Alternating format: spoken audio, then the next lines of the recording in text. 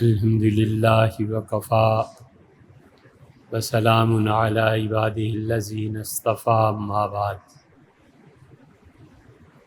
اللہ تعالیٰ کی توفیق سے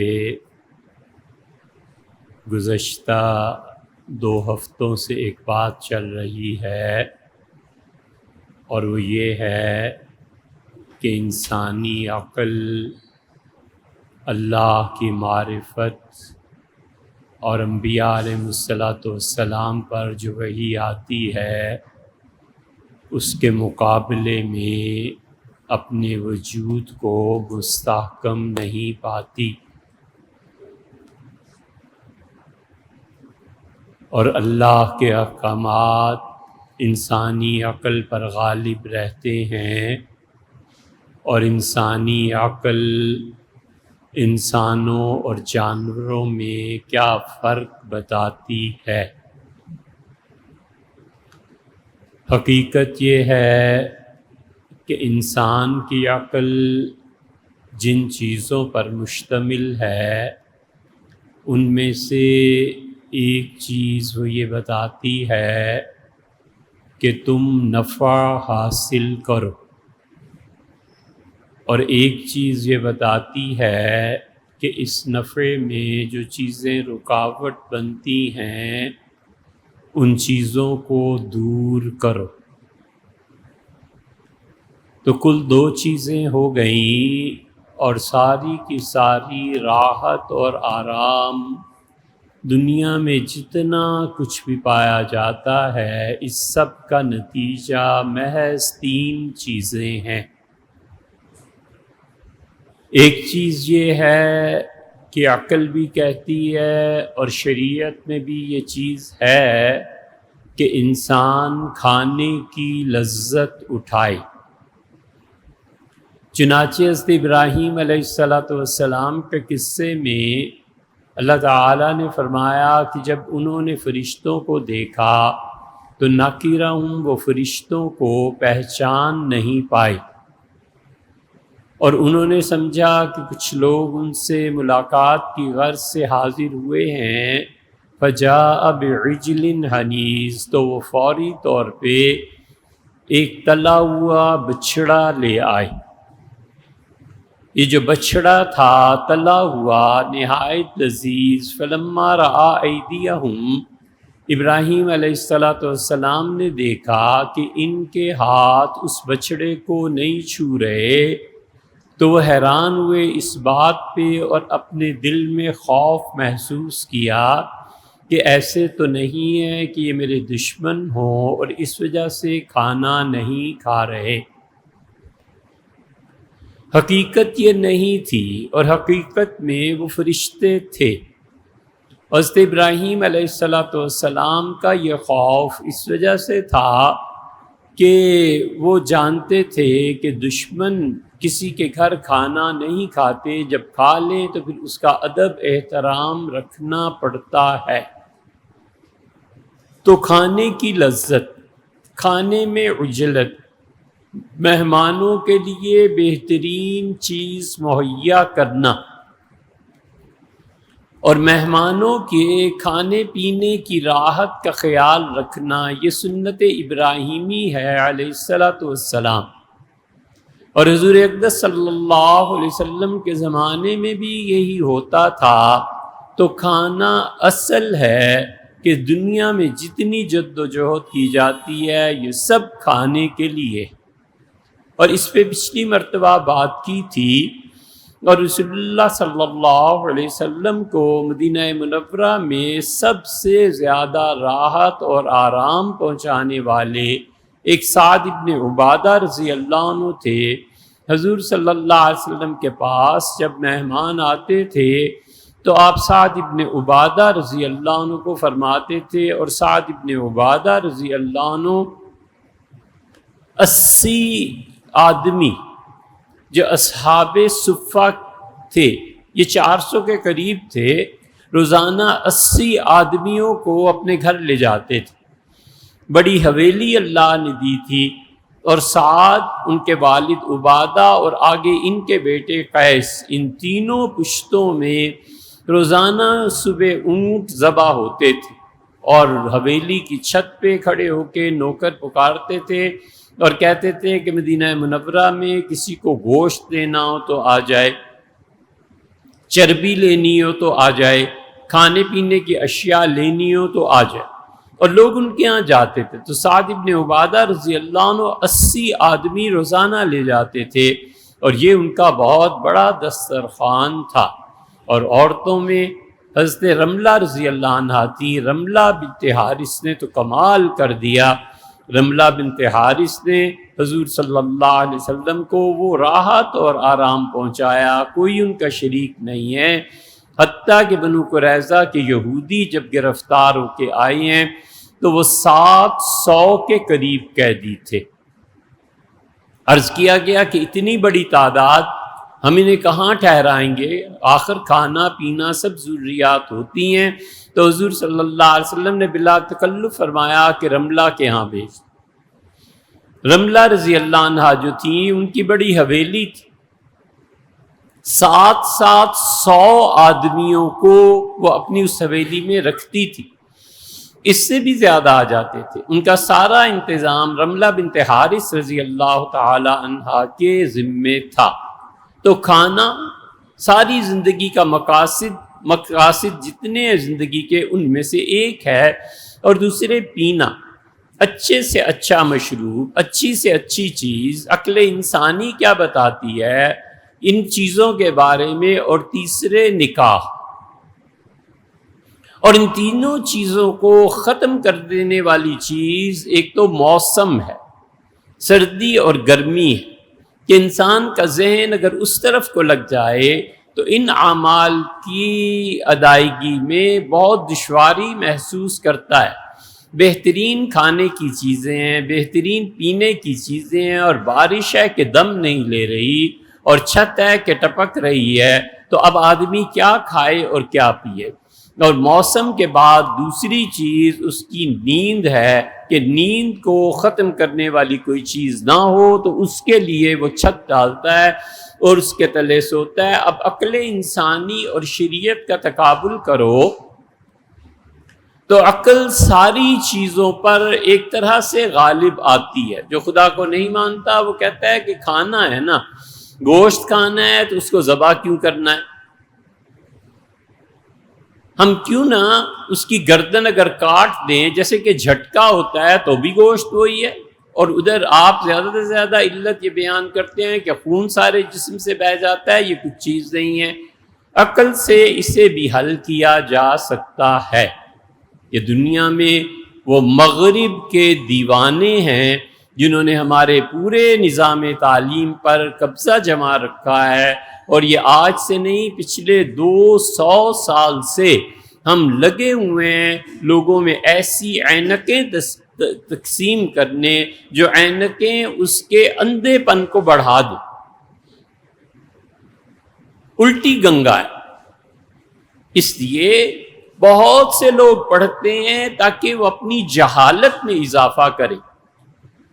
ایک بچہ ابن صفی کے ناول پڑھتا ہے، وہ کون سے علم کی تلاش میں ہے؟ ایک بچہ عمران سیریز پڑھتا ہے، وہ کس علم کی تلاش میں ہے؟ ایک انگلش موویز دیکھتا ہے کہ میری انگلش اچھی ہو جائے، تو اسے کوئی سکھانے والا نہیں ہے کہ بیٹے انگلش اس سے اچھی نہیں ہوتی، انگلش تو باقاعدہ لینگویج کے جو کورسز ہیں اس کے پڑھنے سے اچھی ہوتی ہے۔ اس لیے مغرب کا پورا نظام تعلیم جس کو ہم نے اپنایا ہوا ہے 1830 سے 1930 اور اب یہ 2030 آ رہا ہے، پچھلے 200 سالوں سے ہم نے عقل کو غلبہ دیا، اور ہم نے سب سے بڑا ظلم یہ کیا کہ ہم نے غیب سے اعتماد اٹھا دیا، ہم نے غیب سے اعتماد کو ختم کر دیا۔ جب غیب پر اعتماد نہیں رہا، انبیاء علیہ السلام کی تعلیم پر اعتماد نہیں رہا، تو وہ اعتماد عقل پہ آ گیا۔ اب جو چیز عقل میں نہیں آتی وہ کہتا ہے اس چیز کو مانتے ہی نہیں، اس لیے کہ میری عقل میں نہیں آتی۔ تم اور پڑھاؤ یہی نظام تعلیم، یہ فزکس، یہ کیمسٹری، یہ بایولوجی، یہ آہستہ آہستہ دھیرے دھیرے انسانی ذہن میں پورے کانٹوں کی صفیں بچھاتی ہیں اور اس کا اعتقاد اللہ پہ کمزور ہوتا جاتا ہے۔ اس اعتقاد کو بحال رکھنے کے لیے اور ان علوم کے بنیادوں کے کمزور ہونے کے لیے جو اینٹی چیزیں تھیں وہ ختم ہو گئی۔ کوئی نہیں کہتا فزکس نہ پڑھاؤ، طبیعیات سب پڑھتے تھے، کیمسٹری سب پڑھتے اور پڑھاتے تھے۔ مسلمان تو قرون وسطیٰ سے پڑھتے پڑھاتے چلے آئے۔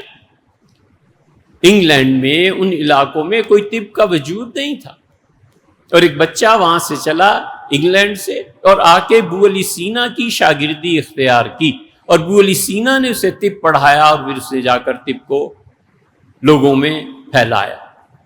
ابن عربی رحمۃ اللہ علیہ کی کتابیں پڑھ کے پھر بہت بڑے بڑے فلسفی پیدا ہوئے۔ یہ سب تاریخ کی مباحث ہیں جن کی تردید نہیں کی جا سکتی، لیکن مغرب کے نظام تعلیم نے ہمیں عقل پر اعتماد سکھایا ہے کہ جو چیز تمہاری عقل میں آتی ہے وہ ٹھیک ہے، اور جو عقل میں نہیں آتی بس اس کو نہیں ماننا۔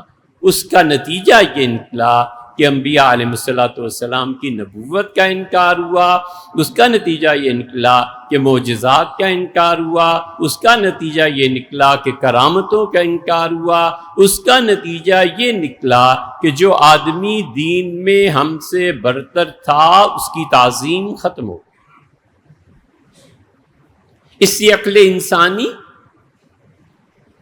وہ کہتی ہے کیا فرق پڑتا ہے کہ ایک آدمی کہتا ہے کہ یہ خاتون تمہارے نکاح میں دی، اس ایک جملے سے کیا فرق پڑتا ہے؟ اس جملے سے پہلے اور بعد کے سب اعمال برابر ہیں۔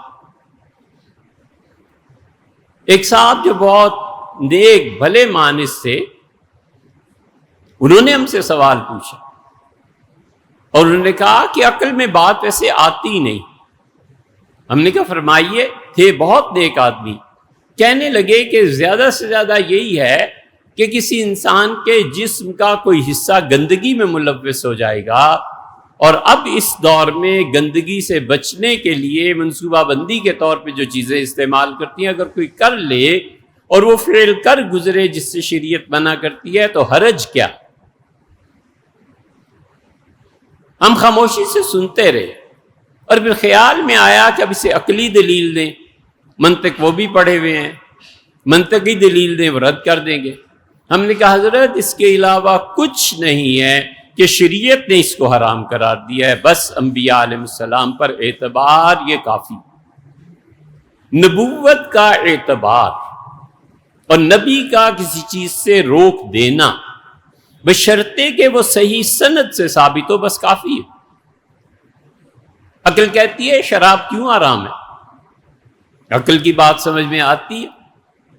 وہ کہتی ہے انگور جائز ہے، حلال ہے، پانی جائز اور حلال ہے، اس میں جو تم نمک کوئی بھی چیز ڈالتے ہو وہ بھی حلال ہے۔ یہ ساری چیزیں سڑ جاتی ہیں اور اس کے نتیجے میں کشیدگی ہوتی ہے، اب اس میں کون سی چیز حرام ہے؟ ایک اور فلسفی کہتا ہے نشہ حرام ہے۔ ارے حضرت نشہ کیسے حرام ہے؟ یہ عقل کی بات ہے۔ نشہ کیوں حرام ہے؟ نشہ اس لیے کہ غفلت طاری کر دیتا ہے، سمجھ کچھ نہیں آتا۔ حضرت رسالت پناہ صلی اللہ علیہ وسلم کے زمانے میں ایک صحابی رضی اللہ عنہ کا اللہ کے رسول میں نے کبھی شراب نہیں پی جب سے چھوڑ دی، اور پھر بیان کیا، اس نے کہا میری بیوی مجھے شراب سے منع کرتی تھی، اور ایک دن اس حالت میں نے اپنی بیٹی پہ ہاتھ ڈال دیا، اور جب میں نشے کی حالت سے باہر آیا تو میری بیوی نے کہا تم اتنے حیوان بن گئے ہو کہ اگر میں اس بچی کو نہ بچاتی تو تم سمجھتے تھے میں ہوں، وہ تو تمہاری بیٹی تھی۔ اس کے مجھے بڑی شرم آئی اور بیٹی سے محبت جاگی، اور میں نے کہا میں زندگی بھر اس کرتوت میں نہیں پڑوں گا۔ نشہ یہی ہے نا، غفلت طاری کر دیتا ہے۔ تو کوئی سوچے اگر عقل سے بات کرے تو نیند تو اس سے 100 گنا زیادہ غفلت طاری کر دیتی ہے۔ نیند میں بولتا نہیں ہے، نیند میں بیوی کسی پہ ہاتھ نہیں ڈالتا، نیند کی حالت میں کیا کیا کرتا ہے، اب پھر کو نیند بھی حرام ہے۔ یہ عقل انسانی ہے۔ تو کہتی ہے پھر سویا بھی نہ کرو، اس میں بھی غفلت ہوتی ہے، نشے میں بھی غفلت ہوتی ہے۔ شراب کے حرام ہونے کی کیا وجہ ہے؟ ہم کہتے ہیں کوئی وجہ ہو یا نہ ہو، حضور اقدس صلی اللہ علیہ وسلم نے فرمایا حرام ہے، بس بات ختم۔ یہ نبوت پر اعتماد ہے، یہ خدا کی وحی پر اعتماد ہے۔ اس اعتماد کو گم کرنے اور محض اپنی عقل پر بھروسہ کرنے یہ تہذیب جنم دی اس تعلیمی نظام نے۔ لیکن کبھی کبھی خیال آتا ہے کہ اس تعلیمی نظام پر تو جب تنقید کی جائے جب واقعی تعلیمی نظام ہو، یہاں تعلیمی نظام کی بجائے پیسے سے ڈگری مل جاتی ہو تو وہاں نظام تعلیم پر بھی کیا بحث کرنا، اس کا بھی تو کوئی پڑھا لکھا ہو۔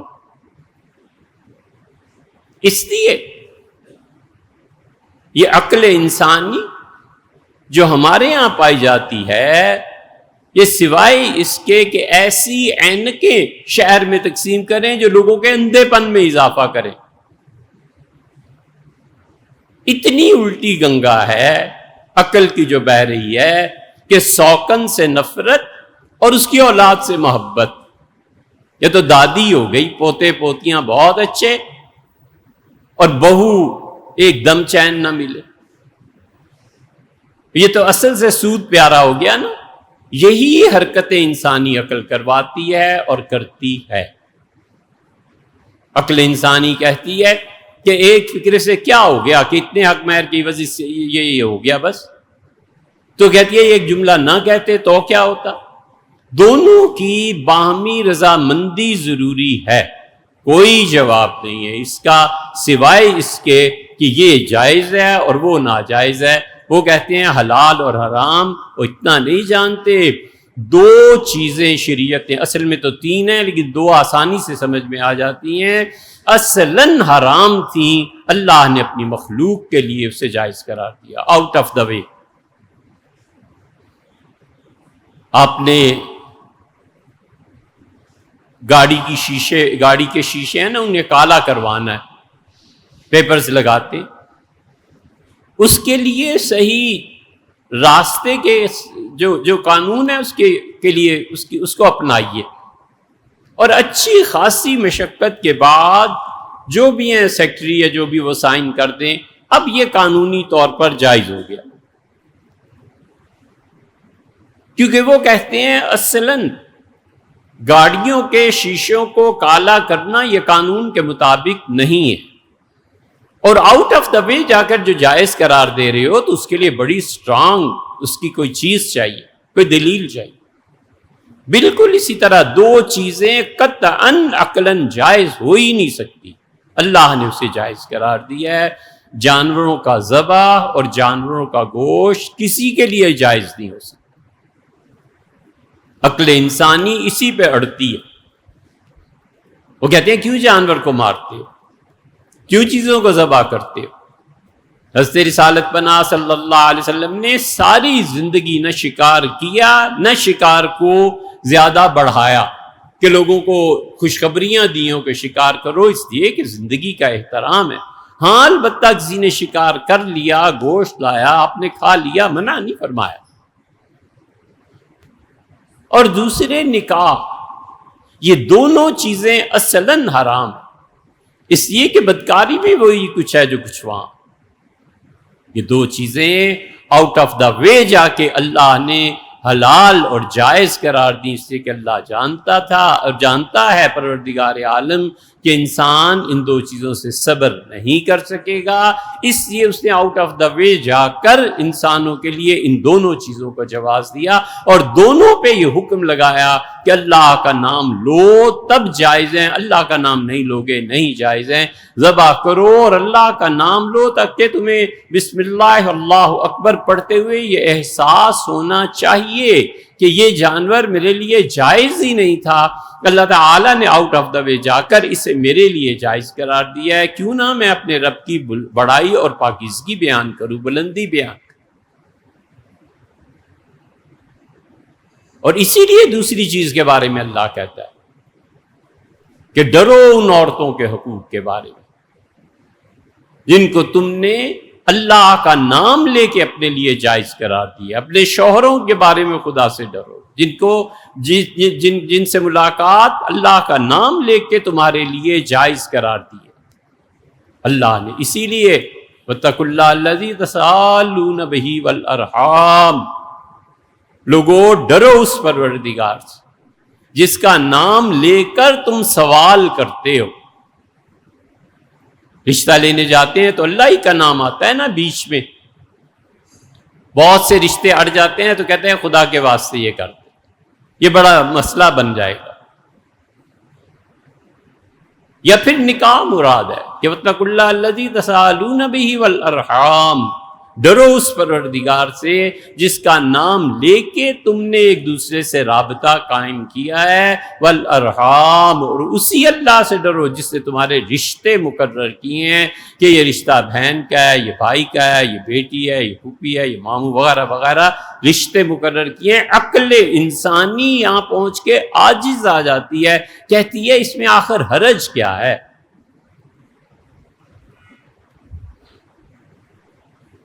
مرد صرف مرد اور عورت صرف عورت، یہ وہ نظریہ تھا جو مزدق نے پیش کیا تھا، اور یہ وہ نظریہ تھا جو ایران میں ایک مدت تک قائم رہا. سیدنا عمر رضی اللہ عنہ کی فوجیں جب ایران گئیں اور ایران فتح ہو رہا تھا تو خط لکھ بھیجا کہ حضرت بہن اور بھائی میں یہاں یہ رشتہ نسبت ناتا سب جاری ہے. سیدنا عمر رضی اللہ عنہ فرمایا خبردار جو یہ چیز میں آئندہ سنوں سب کو الگ کر دو اور جو نہ مانے اس کو قتل کر دو. یہ اللہ کی مطلب یہ تھا کہ اللہ کی ان حرام چیزوں میں دخل دینا ہے جس کو پروردگار عالم نے ہمیشہ کے لیے منع فرما دیا.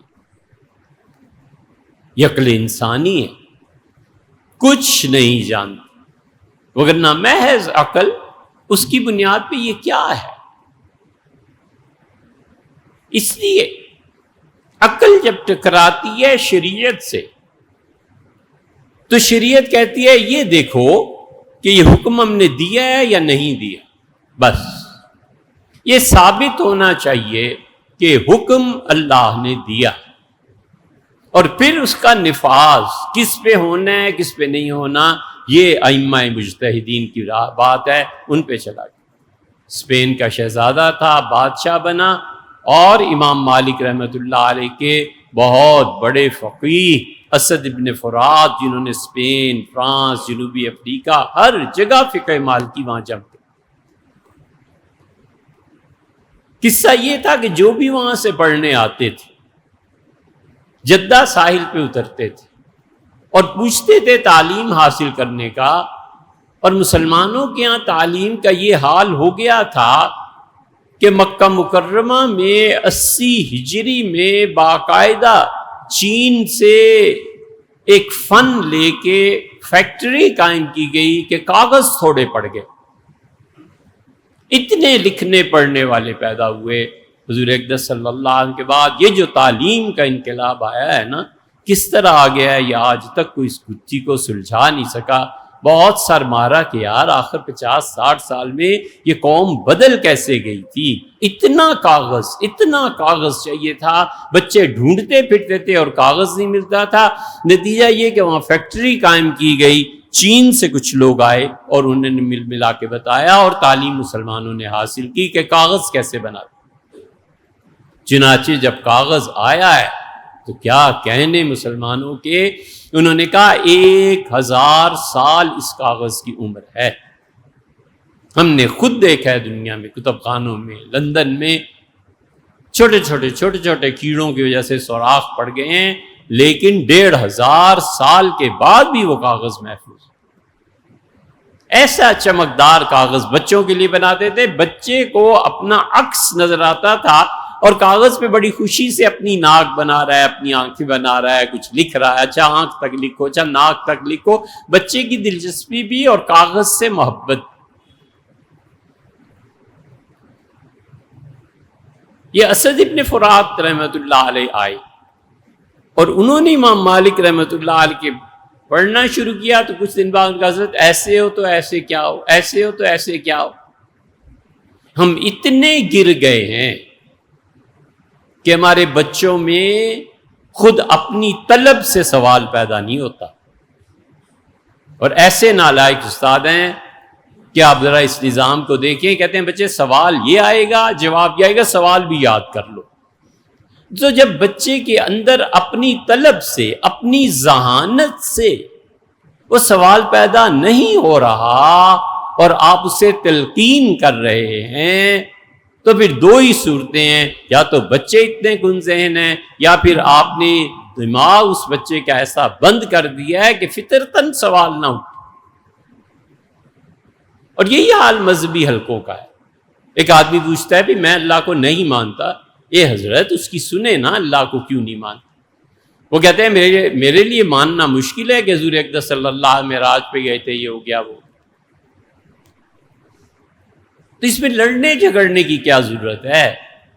ایک بچے کی عقل ہے، وہ عقل کے مطابق بات کرتا ہے، کیوں نہ ہم اسے بٹھائیں، کیوں نہ ہم آخر پہ یہ بھی کہنا پڑے تو کہتے ہیں کہ بیٹے آپ سچ کہتے ہوں گے، میری عقل میں یہ نہیں آتا، میں پوچھ کے بتاؤں، میں کسی سے دریافت کروں، اس لیے کہ وہاں اپنا نفس ٹوٹتا ہے اور علم اور ذوم کا کبر مٹی میں ملتا ہے۔ یہ کیسے کہہ دے کہ بیٹے مجھے نہیں آتی یہ چیز، اچھا میں کسی سے پوچھ کے آپ کو بتا دوں گا، یا یہ فلاں کے ہاں چلے جائیے وہ اس چیز کو جانتے۔ یہ علم کا کبر فرعون کے کبر سے بڑا ہے۔ فرعون کو تو اللہ نے کہا کہ ہم اسے جہنم کی آگ پر چڑھاتے ہیں صبح اور شام، غدوًا وعشیّا، اور متکبر مولوی وہ 24 گھنٹے جہنم کی آگ پہ چڑھایا جاتا ہے۔ وجہ اس کی یہ ہے کہ اس نے اپنے علم کو اللہ کے وجود پر غالب کر دی۔ اس لیے ہم کیوں منع کریں بچوں کو؟ ذہانت سے سوال۔ لیکن ہم نظام تعلیم ایسا دیتے ہیں کہ بچے یہ پڑھ لے، نمبر لے لے، حرام ہے تجھ پہ ساری زندگی اس کتاب کو یا اس اصول کو کہیں پریکٹیکلی استعمال کیا۔ اس نظام تعلیم میں ہم جا رہے ہیں، کس پہ کیا چیز کی امپلیمنٹیشن ہوگی، یہ مجتہد کا کام۔ اسد ابن مالک رحمۃ اللہ علیہ، امام مالک رحمۃ اللہ فرمایا کہ اسد مدینہ منورہ میں ایسے نہیں پڑھاتے اساتذہ، یہ کوفہ والے پڑھاتے ہیں، وہاں چلے جاؤ۔ کوفہ پہنچے امام محمد رحمۃ اللہ علیہ، امام محمد رحمۃ اللہ فرمایا وقت ہی نہیں ہے، میں کیسے پڑھاؤں؟ انہوں نے اصرار کیا تو فرمایا اچھا اس طرح کرو کہ تہجد کے وقت آ جایا کرنا، میں نفل کم کر دوں گا، تمہیں پڑھا دوں۔ اسد ابن فرات کہتے ہیں حضرت نے مجھے ایسے پڑھایا جیسے چڑیا اپنے بچے کو منہ میں چونچ ڈال کے کوئی چیز دیتی ہے، غذا دیتی۔ وہ جب پہنچے ہیں اتنے پڑھے لکھے، اتنے ذہین، انہوں نے پورے اسپین اور فرانس کے حصوں میں ہر جگہ مالکی فقہ کو اور حنفی اصول کو مرتب کر۔ شہزادے کو نئی نئی سلطنت ملی، رمضان آ گیا، اسد ابن فرات رحمۃ اللہ علیہ دربار میں پہنچے، مسئلہ تھا اور علماء نے فتویٰ دیا جو فتویٰ بالکل درست تھا۔ انہوں نے کہا کفارہ ادا کر دو۔ اس نے اسد ابن فرات رحمۃ اللہ علیہ سے پوچھا کہ حضرت یہ اس طرح بیوی کے ساتھ، انہوں نے کہا کہ حضرت یہ سارے علماء نے فتویٰ دیا ہے کفارہ ادا کر دوں۔ اسد ابن فرات رحمۃ اللہ نے کہا بچے اس سے کام نہیں چلے گا، 2 مہینے روزے رکھو۔ اس کے تو ہوش اڑ گئے نا، اس نے کہا حضرت میں 1 مہینہ رمضان صبر نہیں کر، 2 مہینے، ان کا بالکل 2 مہینے روزے رکھو، اس کے علاوہ کوئی فتویٰ نہیں۔ باہر نکلے تو علماء نے تعجب سے پوچھا کہ حضرت امام مالک رحمۃ اللہ کا فتویٰ یہ بھی ہے اور وہ بھی ہے، تو آپ نے اس پہ کیوں اصرار کیا؟ فرمایا تم جانتے نہیں ہو، کوئی غریب آدمی ہوتا تو میں تمہارے ساتھ ہوتا، یہ اسے عادت پڑ جائے گی ان کرتوتوں کی اور خزانہ بھرا پڑا ہے، اس کے لیے کیا ہے 60 مسکینوں کو کھانا کھلانا، ہر روز کھلاتا رہے گا اور خدا کی نافرمانی کرے گا۔ مسئلے کی امپلیمنٹیشن شخصیت دیکھ کے کرنی چاہیے، یہ ہے مجتہد کا دماغ۔ اس لیے عقل انسانی جب اس کا تصادم ہوتا ہے خدا کی وحی سے تو مومن آدمی اپنا سر جھکا دیتا۔ کیا ایمان کی گہرائی تھی حضرت ابوبکر رضی اللہ عنہ۔ کافروں نے کہا کہ کوئی شخص ایسے چلا جائے راتوں رات پھر کے واپس بھی آ جائے آسمانوں پہ، تو حضرت ابوبکر رضی اللہ عنہ کو تردد ہوا اور فرمایا کہ نہیں ہو سکتا، انہوں نے جب اچھی طرح پکا کر لیا کہ نہیں ہو سکتا تو انہوں نے کہا وہ اگر تمہارے دوست یہ کہتے ہیں حضور صلی اللہ علیہ وسلم اگر وہ کہتے ہیں تو سچ کہتے چھٹی۔ اس لیے ہم لوگ، ہماری اگلی نسلیں یہ جو کرتوت کر رہی ہیں نا، یہ پہلی دشمنی ہے شریعت کے ساتھ۔ ہم 3 چیزوں کا ذکر کریں گے آج، اس پہلی بات کو ادھورا چھوڑ کے اگلے جمعے انشاءاللہ مکمل کر لیں گے کہ میری عقل میں یہ آتا ہے، میری عقل میں یہ آتا ہے، میری عقل۔ اے یار آپ کی عقل ہے کیا؟ آپ زمانے میں سفر کرنے کو مستبعد سمجھتے ہیں، آپ سمجھتے ہیں ٹائم کی ٹریولنگ نہیں ہو سکتی، آپ سمجھتے ہیں کہ سپیس پہ ٹریولنگ نہیں ہو سکتی۔ لگا لو حساب، اب جہاں 16 چاند نظر آتے ہیں اور جہاں پر سورج سے بھی زیادہ روشنی ہے، وہاں جا کر دن اور رات کا تصور کیا ہے، اور کرۂ ارضی پہ دن اور رات کا تصور ہمارے ذہن میں کیا؟ اس لیے عقل شریعت کے سامنے کئی مرتبہ سپر ڈال دیتی۔ عقل خود محتاج ہے، جو خود محتاج ہے وہ ہمیں کیا خبر دے گی؟ ایک انسان اپنی عقل میں ولیعذ باللہ نبی سے بڑھ کر کوئی بات کہتا ہے تو کہتا رہے۔ نبی خدا کی وحی سے علم حاصل کرتا ہے، خدا اس کا کفیل ہے، ولی الہام کے ذریعے علم حاصل کرتا ہے، کشف کے ذریعے علم حاصل کرتا ہے۔ بڑی دلچسپ بات ہے، امام راضی رحمۃ اللہ علیہ نے اپنے ایک دوست سے کہا کہ میں فلسفے پہ بات کرتا رہا۔ ابن عربی رحمۃ اللہ علیہ جو اسپین میں تھے اور راضی رحمۃ اللہ علیہ جو نیشاپور وغیرہ میں تھے، ہرات افغانستان، ان کی قبر ابھی بھی وہیں ہے۔ انہوں نے کہا یار میں اتنے سال غور کرتا رہا اور 30 سال کے بعد آج یہ عقدہ کھلا کہ میں بے وقوف تھا، نیا نظریہ میں نے قائم کیا۔ اور راضی بہت تنقید کرتے تھے صوفیوں،